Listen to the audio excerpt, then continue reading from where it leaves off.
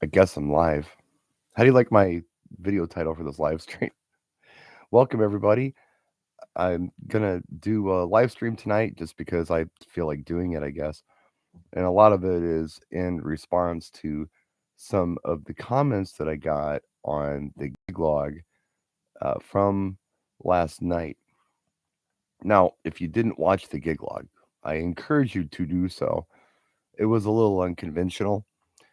It was a little bit bigger wedding than my standard wedding. So I didn't feel like that the Evolve 50s were going to cut it, let alone the Evolve 30Ms. So I brought some bigger speakers, and yeah, the stage was small and cramped, and I didn't have great placement in the room, and it all went fine though. I ended up using EKXs, and anyway, it went fine. The gig went fine, and yeah, I posted the gig log. I stayed up late doing it and tried to give some explanation as to what was going on and why things were the way they were in the gig log that I did because I narrate now. I can't play, excuse me, I can't play music anymore, or YouTube yells at me and flags me and all that stuff. So what I do now is I try to narrate over the dancing and give an explanation as to what I'm doing. And sometimes I'll even give like a playlist, maybe a few days later of what I actually did, at the event. But yeah, anyway, it's a long gig log, and I go into a lot of detail as to what I was doing and why I made some of the choices that I made, as far as where the speakers were and not great placement, and why the lighting was the way it was, why things were the way they were, and yeah, ultimately, I got a lot of really positive comments from it, and but there were some who had some issues with what I was doing. And you notice in the title, DJ No Sub. There are people out there that I call sub worshipers, kind of like sun worshipers, but they're sub worshipers. We all have different philosophies on sound objectives, how we should achieve the sound we achieve. Now, I've been doing this for a very, very long time, and I'll try to give you some explanation as to why I'm not usually running a dedicated subwoofer at a wedding reception, which I have done in the past. But the reason I don't do it, there are two main reasons. One reason is because I've discovered over time by walking the room that when I'm running a subwoofer, even if I run a small 12-inch subwoofer sometimes, the bass seems to resonate better the further into the room you get. Now, the further into the room you get, the further away from the dance floor you get. So I've got this booming bass going on somewhere other than the dance floor. And I don't like that. And the reason I really don't like that is because it's my philosophy that the hot spot for music should be on the dance floor. I don't feel like it should be in the rest of the room. And the reason I don't feel like it should be there is for conversation. When we're talking about a social event, like a wedding reception or a quinceanera or an anniversary party or something like that, even a company party, these are social events. People are talking to each other, having conversations. If they have to compete with either a mid or a low frequency to hear each other speak, they're going to be screaming at each other. They're going to be hoarse the next day. In fact, the father of the bride actually complimented me last night. He said, I'm really happy that the music wasn't so loud that I had to be screaming at people I was trying to talk to. The last wedding I went to, I was hoarse the next day. Happens a lot. It causes fatigue. When people are tired, they leave. If they're screaming, they're going to get tired faster, especially the older folks. I know I would if I had to scream all night. It's time to go. Or take the conversation outside, which takes the party away from where you want it in the room. So, yeah, I don't want to have booming loud music anywhere other than the dance floor. And I don't want like boom at a wedding anyway. I think that's probably not the place for it. School dance, absolutely. Let's bring big subs. Let's bring big sound. Let's fill the room and make it as loud as we can. I think it'd be fun. The kids will love it, but not for a wedding or a social event. Uh, but another reason, really, is because it happens to fit my physical necessities. Everything I said is true, But it's also very true that I am disabled. I have one hand that works. So anytime I have to do an extra thing, like carry around a subwoofer that I don't feel is necessary, I'm burning energy that I could be using in performance. Does that make sense to you? There are a lot of choices that I make like that when I'm doing things like lighting design, right? Yeah, I could put a big light tree up and put lights on it and shine them out on an audience. But when you really look at lighting, what is it supposed to do? It's supposed to create ambience, and it's supposed to be really entertaining for the guests that are there, right? I discovered, I don't know how long ago it was, maybe 20 years ago, I walked out into my audience and really looked at my system and thought to myself, how much fun is this for the party goers? I've got park cans shining right out onto the dance floor. From my perspective, it looks amazing. I'm standing behind the DJ booth and I'm watching a crowd getting washed and getting hit with, different lighting fixtures that are being shined out in the audience. What's it look like from their perspective? Oh, it doesn't look good at all. In fact, it's kind of painful. I can't look at the DJ booth or the lighting tree without going, wow, this kind of hurts my eyes.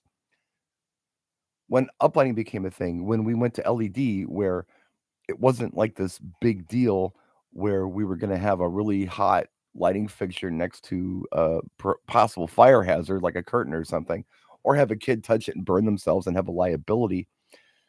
That kind of changed things. So, uplighting was something that I started doing. And eventually I noticed something about the uplighting that I was doing. One, nobody could see the light source, right? Like right now, you're seeing light shining on me, but you're not seeing the actual fixtures themselves.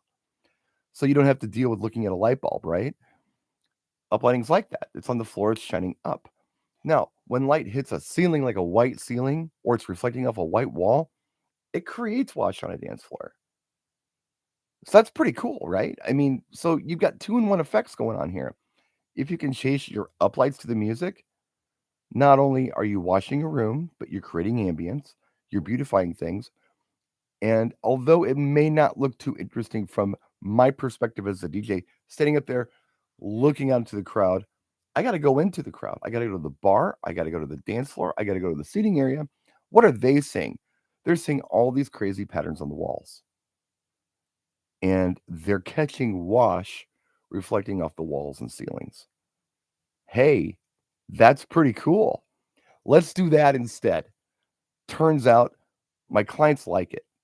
The client base that I have, they want a more elegant type ambient design than what I would consider more of the spin and puke moving head thing. Now, heads are cool, but I don't like to use them at wedding receptions because I don't think that they bring that much to the table. Uh, I mean, they're shining light kind of on the back wall. We don't have fog we can use anymore, so I'm not seeing the light going through the air. There's spots on the walls, maybe on the ceiling. Um, but to me, it's not worth it. I think it's better to just use the uplighting and the wash that it creates, like almost as a byproduct of what it's doing. Again, got to go back to the disabled thing. I have one hand. I can justify doing this not only because it's effective, but because it makes it possible for me to do what I do. If I had to do a big light setup, I might not be able to do this, like on a truss or something. For me to take battery powered wireless lights and put them on the floor and create cool lighting schemes using different types of fixtures and either like a music mode thing or, sound of light, if you will, if you have that, or fades or whatever. Done. That's what I've been doing for years now, exclusively for quite a few years, I guess. 5, 4 or 5 years. Okay, 3. I've been doing it for a solid 3, now that I think about it, exclusively. I've gotten rid of the moving heads, haven't used moving heads, and I just find it incredibly effective. Hey, thanks for the likes and the comments and stuff too, by the way. I'm gonna jump into the comment section. What's up, TMB Productions? Uh, Tail something, J Hale Sometimes it's fun though. I miss your ADJ lighting reviews. Decker and Derby's is still my favorite effect. That's cool. We all have different things that we like, and I understand that you like them. Um, and I'll get to that sort of argument here soon. But yeah, I mean, we all like what we like. What we use, what works for us, is what we should use. I use what I use, and I'm really quite unapologetic for it because it's effective. My prices are up, my clientele is up, quite frankly. DJ smashing and grooving sound systems. Yeah, I can't believe you got to explain this, but I understand what you're saying. Some people don't get it, but I was just saying, like how you know that the way you said it when you're going to your events. Yeah, it's tough. Another complaint that I got on the in the comment section, not only in the video but some of the pictures I spot, people weren't happy about the cable management situation, and I didn't like it either. I mean, it was what it was. Um, they think I should tape things or Velcro things and not wrap things, and that's unprofessional or whatever. I can't tape things. I'm one-handed. I can't stress this enough. I can't. For it to be possible for me to do what I do, I must do the things the way I do them, if that makes sense to you. If I had to tape things down, I couldn't do this anymore. I really couldn't. The pull wrapping technique that I use, it works really nice. It's what sound professionals do. It's functional, and I think if you believe that people, the average person in the audience, is concerned about cable management, I invite you to go watch a band anywhere. They do not have perfect mint cable management. I think some folks kind of almost get ADHD about cables, and I'm talking about DJs specifically. And I mean, Howie Darkstar called me on this really late at night last night, and he was like, "Dude, what's going on? Why are these people talking about this?" I'm like, they have their own opinions, whatever." But I think the truth is that there are DJs out there that also have ADHD about this. It freaks them out to see cables out of place. And you know what, quite frankly, I get it. There are things I don't like that some people do. Um, but it's a you problem, not a me problem if you don't like that. You know what I'm saying? My audience isn't like coming up to me and saying, you know what? This would have been so much better if I couldn't see that cable. Like they'd notice it anyway. No one's saying that, guys. You're focused on the wrong stuff sometimes, I think. My opinion. Maybe you feel like focusing on cables is the main thing to focus on. Now, there's obvious cable management things. If you got cables stretched around and looking like hell, sure. But if you see a cable coming down a pole, like the way I wrap it is not like wrap around a pole. It's a one loop done, one loop off. It's a quick setup breakdown thing. Again, disabled, got to get in and out as quick as I can. It works. It's effective. What's going on with this? Why are people losing their minds over this? It's just odd. But yeah, in the sub thing, like I said before, if you want to run a sub at a wedding, fine, you do it. The weddings I do are not hip hop festivals; they are wedding receptions, and I don't need big boomy sound at a wedding reception. Typically, I'm using a raise. This was a little bigger. I did what I had to do. I did it by myself. The stage was small. I had to put the tripods behind me. I didn't want to do that. I wanted them next to me, but if I put them next to me or in front of me, it would have been a trip hazard. So I had to put them behind me. Uh, and if I would have put like a scrim on them or something, A, I would have had to send them back farther. And B, I would have blocked some of my ambient lighting that was creating behind me. So what's more important, right? I mean, you have to kind of weigh this stuff out. When you walk into a situation, you've got to figure out what's going on. I call it guerrilla sound and lighting design. Sometimes I'm not doing a site inspection. It's not in the budget. I mean, if I did all this running around with gas prices right now, I would have to raise my prices so much, and who knows if I can get into the hall when I need to get into it. It ain't gonna work out. Even if I could do a site inspection, I'd still have to figure out these workarounds. I'm pretty good at doing this like on the fly. I'm pretty good at walking in and looking in a room and saying, let's try this or let's try that. In fact, in the video I did, you can see I tried a couple different things. I showed the things that I tried, and I ultimately decided on what I did, and it worked. And most of the time, I am against a wall, and I don't have things behind me, and I don't have tables right next to me. The dance floor is right in front of me, so I've got more of a direct wash situation going from where my lights are shining up and the dance floor. Wasn't the case this time, but if you watch the video, you will see there is indeed wash on the dancers. Once, yeah, the lights are brought down and the sun stopped shining in the window, that west sunset was killing me for the first part of the evening. There's nothing I can do about it. There's no curtains or blinds there, but whatever. It's sunny. Who cares? There wasn't wash on the dancers because it wasn't dark enough in the room, but anyone on the dance floor could still see the lighting I was creating in the room. And somebody said, "You only use 6 lights." Not true. I use 16 lights. 16 battery operated wireless lights that I had a control over my hand. And they were all synced up. And it wasn't a mess. It was clean and worked well. Um, so yeah, there were not 6 lights there. Look again. But yeah, it was what it was. I did what I could do with the gig. But there are some people out there who just are real insistent that it's their way or the highway. If it's not the way they would do things, it's wrong. And the hell with you. Damn you for even calling yourself a DJ because you didn't bring a sub, you don't have a light tree, and I saw a cable. Again, different strokes for different folks here. I get it, but to hardline that is goofy. It's really goofy. And I believe, that is very much a you problem if you feel that way about things. It's not a me problem and it's not my audience's problem. They're fine with it. And sometimes when people leave a comment like that, it's like, oh wow, what's going on here? Maybe they know something I don't. And I click on their names and go to their YouTube channel, and there's nothing there. They're offering nothing to anybody except criticism. They're not suggesting a way to fix it. They're only complaining because it's not the way they think it should be done. I told Howie last night, I said, I've come to the conclusion that all DJs are weird. Every one of us. We're all a little strange, but we're not all the same strange. Does that make sense to you? We're all a little off, but we're not the same off. I'm off in my way. Other people are off in their own ways. So I'm empathetic towards you if you're a little different. I really am. But understand I'm a little different too, and I'm going to do things my way. But I put some thought into it. And like I said earlier, some of the things that I do, I had to justify doing them that way because of my disability. If I did things the way people told me I had to do them, some of these sub people and tape down people and light tree people, I'd have to retire. I couldn't do this anymore. But you know what? I'm putting out a killer product, and bet I'm making more than most of these people doing it too. Let me jump into the comments section.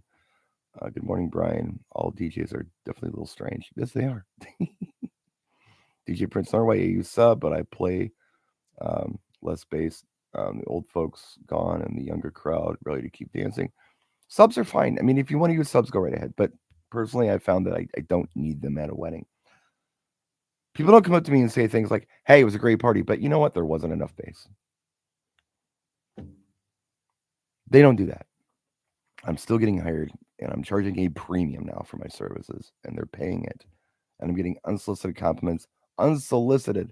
compliments on my sound. I'm not walking up to people saying, hey, how does it sound tonight? People are saying, hey, by the way, I really appreciate your sound tonight. We could talk. Okay. My head doesn't hurt. Yet I heard the music and I was dancing and they danced, and thank you. That should say something right there, I mean, that means something. To me, it does. It means more to me than somebody leaving a comment on YouTube about a cable that they saw or the lack of a sub. It's okay if you use them, though. It's okay. It really is. But I feel like I've got pretty good empathy for my crowd, especially at my age. I mean, I'm 51, been around for a while. I used to think in terms of I'm a young man. This is how I feel about things, and they need to be this way. Now I'm an older guy, so I look at it as probably most parents do. Well, you know what? I want to have some time to talk to people. I don't want to have to scream at anybody. I don't want my ears ringing the next day. That's how I think now, and I think people appreciate it. I feel like they do. Um, yeah, Chris says the reason you are getting compliments is probably because you understand the crowd and your attitude to the customer. Well, I hope I do my best. I always do my best, but I'm trying to think of them first. I wouldn't want a bright light in my face. I wouldn't like that. So I don't make anybody deal with that at my events. with anything, with any kind of light, like on a tree shining out people. I wouldn't want to have to scream at somebody to talk to them. That would be exhausting for me. Absolutely.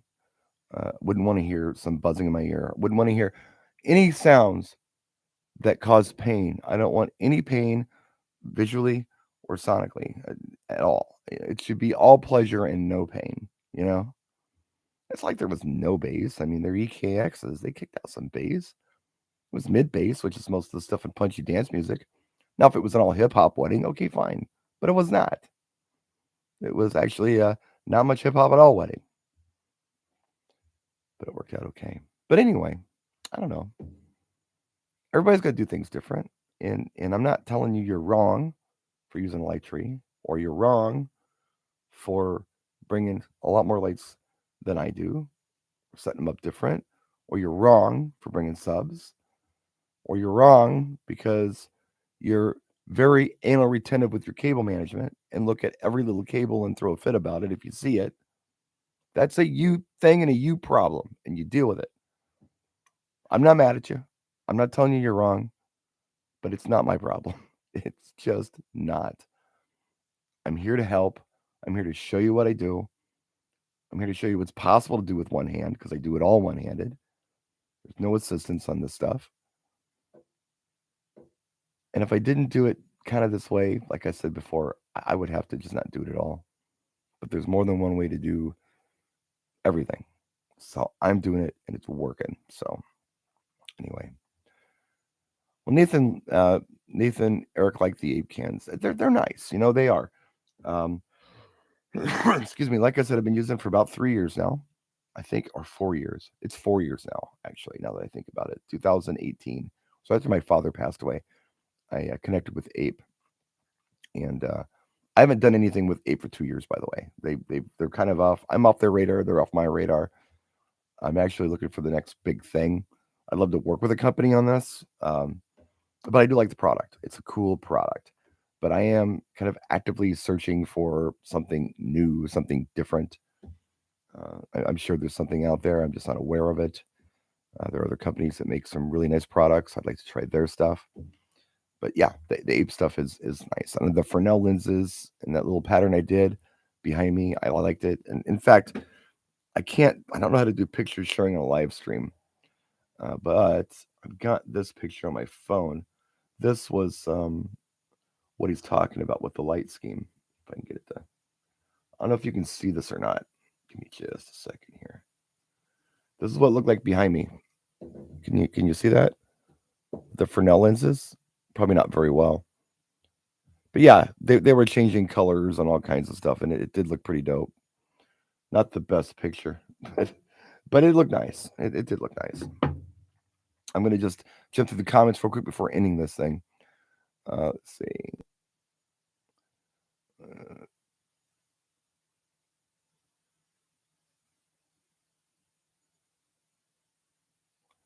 so I think it's Tailgater85 J Hale says I'm focusing on the negative. I don't focus on the negative typically.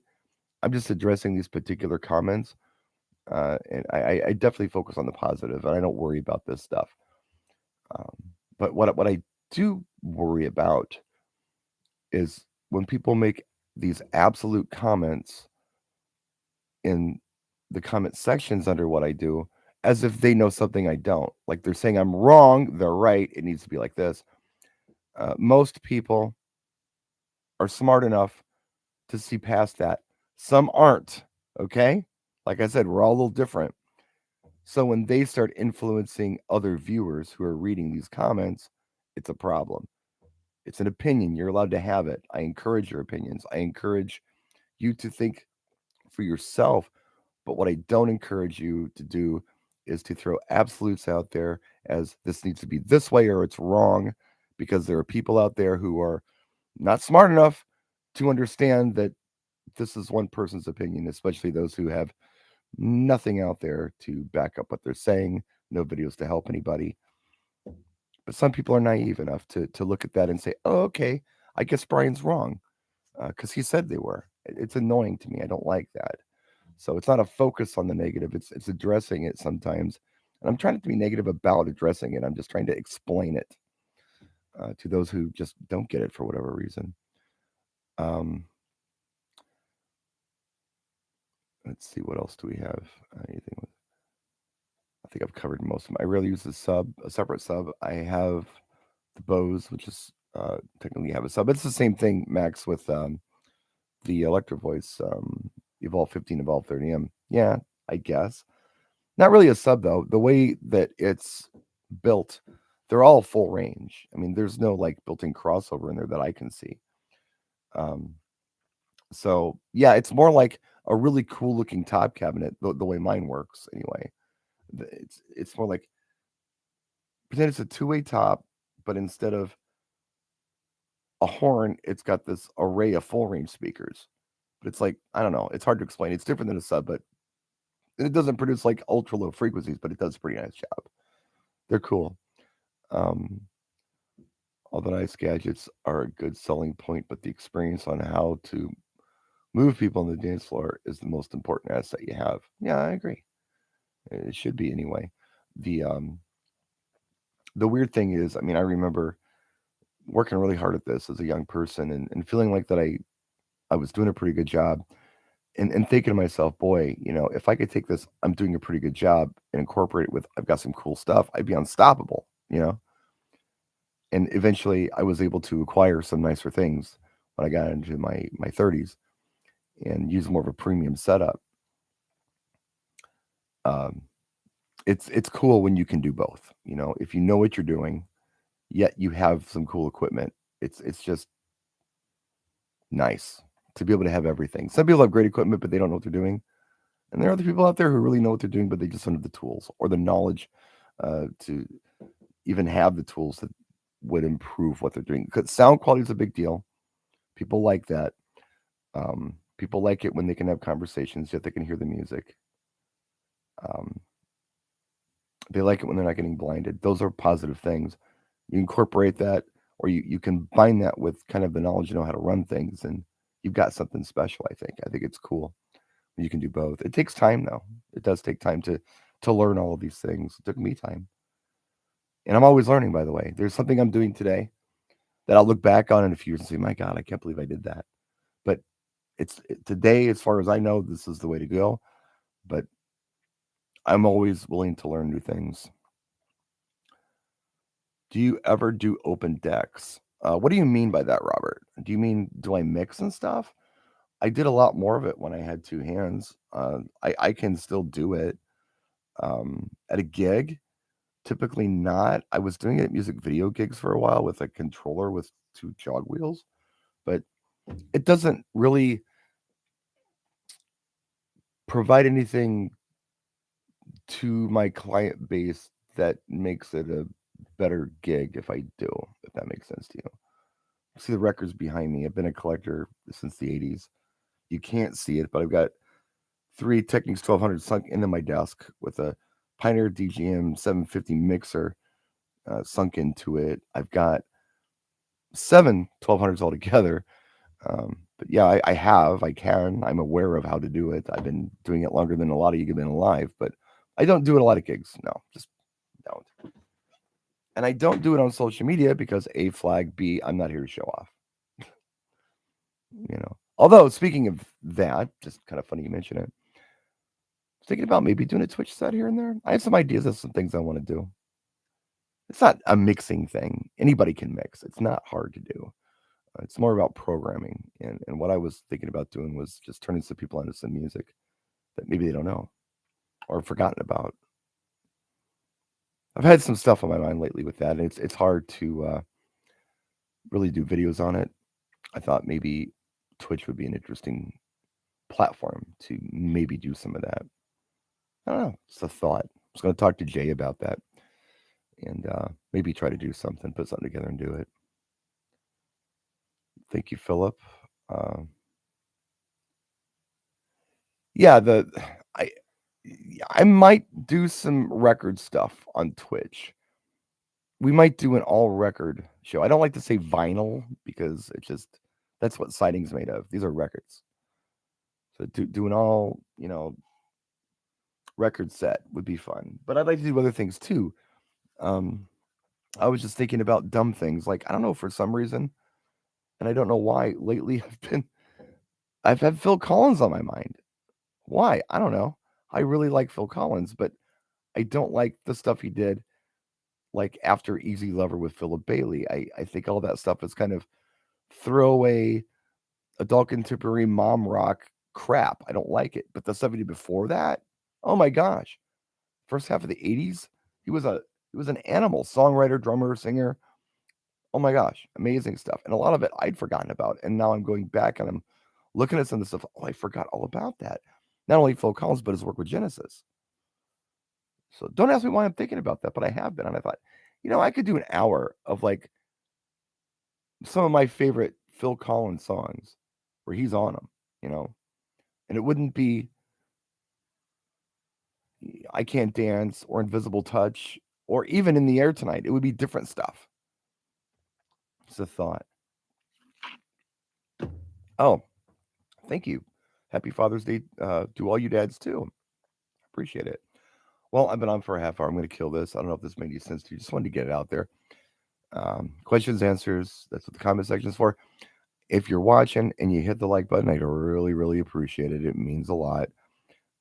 Really helps when it comes time to buy groceries in a big way. I just ordered some moving heads. Look, you can use moving heads, and if you use them smart without hitting people in the face with them, I think they're wonderful. And if you're doing spotlight dances with them, I think moving heads are great for that. If you're doing school dances, that's probably a wonderful thing to use. For a wedding, nobody's asking for this stuff anymore. When we first got compact moving heads, ADJ was doing them, Chauvet was doing them. It was like, oh my gosh, I can't believe they put a moving head in a small package that's manageable and a mobile DJ can use. There's some pretty cool stuff we could do with this. That was a long time ago. It's kind of played out, I think. I don't know. That's how I feel about it today. I might change my mind next week, but right now I'm just thinking to myself, I don't know. I mean, every goofy DJ who gets $300 around here has a set of moving heads from China. So, I had moving heads, 2 decades ago that I was using. I don't need these anymore. I don't know. They're just not enhancing the experience. I think I'm doing other things that are enhancing the experience. But that's me. That's just me. That's how I feel about things. And like I said, I might change my mind. When Atmosphere was no longer a thing, I didn't really want to mess with moving heads. When there was the ability to do fog in a room, when there was the ability to, even cigarette smoke. I mean, you might laugh if you're younger, but most bars and clubs you went into, even if you didn't have a fog machine, there was just cigarette smoke in the air, just from people smoking, that gave just enough atmosphere where you could really see your lights going through the air. You didn't need a fogger. But that's a ancient history. Nobody's smoking anymore. Every club smells like a gymnasium. And you can't run a fog machine because A, people imagine that they're having an asthma attack, and B, the new smoke alarm systems, I say new, probably the last 15, 20 years, they don't look for smoke. They look for changes in the air, particles in the air. It could be confetti, and the smoke alarms could go off. So it's just absolutely impossible. Do I use a disco ball at all? I have. I don't very often. Um, sometimes it's requested and I bring it. Last time I used a disco ball was probably I did a party at a country club, a pool party at a country club last year, and they wanted a disco ball. It was cool, but I mean, whatever. Yeah, you can shine a lot of stuff out of disco ball. I've got a couple of them. I got a couple of good sized ones. But yeah, I typically don't bring it out. It's just more stuff to do. And again, as a disabled person, why load up the amount of crap that I have to do just to set up and break down an event? I've got to figure out what I can reasonably do to create the absolute best experience for my client without exhausting myself or putting myself in a position where I can't get set up in an hour and I can't break down in an hour. I got to make some compromises. So that's why I don't use a lot of those extras. And I think a lot of people maybe forget that I have this issue, because I mean, I've been disabled for over 11 years now, yet I haven't stopped working because I've figured out how I could stay active out there. And it's by making compromises and cutting corners where I can, but doing it smart, you know? Doing it in a way where it's not a negative thing to my clients or my audience. Doing it where it's like, okay, how about I work smarter, not harder, and do these cool things that are actually better than what I was doing before. It's expensive at first, but I had to buy a lot of stuff that I didn't want to buy, and I don't think I turned a profit that first year. But you know what? It was possible, and I've gotten better at it, and the system's gotten better. I'm pretty happy with the end result. But yeah, it's just what I have to do. I have to make those compromises. Hey, Alex, what's going on? I still have the first light I owned, American DJ Jellyfish. I used it to 70s party. Figured the dots would have the illusion. Yeah, yeah. And, sometimes even like the Derby, somebody mentioned the Derby earlier as far as lighting goes. Sometimes people want a little twinkle light going on or something. And if you can DMX that, especially and control it, that's pretty cool. But just as standard lighting, personally, I'm not using those things because that involves setting up a light tree and lights on the tree. And that's more work for this cripple than I want to do, than I feel like I can reasonably do. I can safely do, you know? So I do what I feel like I can do where it's possible, where I'm not completely exhausting myself and I'm still providing a good product. Um, I know you guys want to talk about lights and that's cool, but I really got a boogie. It's we've been rolling for a while here, and yeah, contrary to popular belief, for those of you who've been watching for a long time, I'm really not the lighting guy. I've always been the music guy. So if I don't go out of my way to talk about lights, there's a reason for that. They're there to create ambience. If they're effective and I can do something really cool with them, I'll show it to you. But I'm not what you would call obsessed with lighting. I am just not. I'm more obsessed with music than I am lighting. So I'm sorry if that is disappointing to any of you, but that's the truth. And I happen to do a lot of stuff with American DJ back in the old days, and that was a lot of lighting. And fine, we'll just keep doing it. But that was never the thing that turned me on most about being a DJ. It was always the music. It was playing music for other people and what turned people on musically. And if they like this, what else are they gonna like? And what can I play for this crowd and that crowd that's gonna work well? That's always the good stuff for me. That's what I love. That's what I've always loved. Lights are fun, but come on. How many lights do we really need in our lives? We need lights to create ambience. Above and beyond that, so what? There's other. We can move on to other things. I think after a while, once we got the ambience, we can do other things. But I'm not saying I hate lights. I'm just saying that they're not the main thing that turns me on. What turns me on is the music. And I wish more of you were turned on by music like I am. I wish we could talk more about music and you guys were as excited about music as I feel like I am. A lot of my audience is not. Most of my audience is about gear. And gear is our tools of our trade. They are not supposed to be the end game of what we do. Um, Music, I feel like, is the end game of what we're supposed to be doing. But again, my opinion, which means whatever it means. I try to use words like I feel instead of being insistent on things and saying it should be this way and it is this way. It's always an opinion, folks, and everyone's entitled to theirs, including you. So that's it. I'm turning this off. I'll quit while I'm ahead. Maybe I'll pop into that chill room for a while. If you guys don't know what that's all about, that is an open room you can go into and just chat, video chat. It is www.djntv.com/chill. It's open every night. I haven't been in there for a while. That's where I do record my DJ and TV broadcasts weekly on Tuesday nights. But it's just open sometimes just to go in there and chill out and talk a little bit, discuss things. My eyes do glaze over if you guys talk about lighting and sound, though, and gear stuff. I usually get bored and go to sleep or just turn the camera off. But if we're going to talk about some music or some fun stuff, come on in. I'll talk to you for a while. I'm going to jump. This is it. Talk to you soon. Appreciate you. Thanks for your likes and your comments and all that stuff. And Alex, I don't. Well, you said tonight. Tonight for you is later, but I'll pop in and see if anybody's there. If they're talking about some other than gear, maybe I'll stay for a while. Okay. Take care, guys. Practice and enjoy.